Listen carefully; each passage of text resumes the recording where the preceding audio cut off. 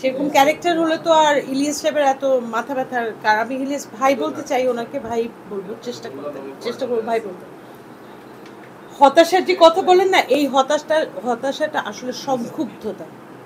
আপনার ভেতরে যে সংক্ষুব্ধতাটা তৈরি হয় আপনাকে রেজিস্ট্যান্ট করে আপনাকে রেজিলিয়েন্ট করে দেয় কিসের বিরুদ্ধে? ব্যবস্থার বিরুদ্ধে।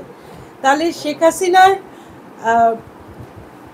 ইন্ডিয়ান হেজিমনি বলেন, আধিপত্য বলেন, মানে গুম খুনের রানী শেখ হাসিনার বিরুদ্ধে সংক্ষুব্ধ হয়েছিলাম বলেই মানুষ কিন্তু জাস্ট নিজের বুকটা পেতে দাঁড়িয়ে গিয়েছিল, তাই না?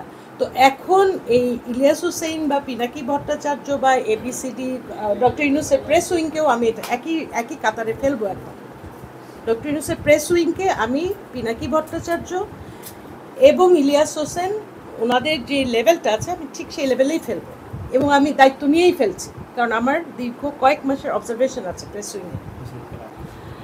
এখন এই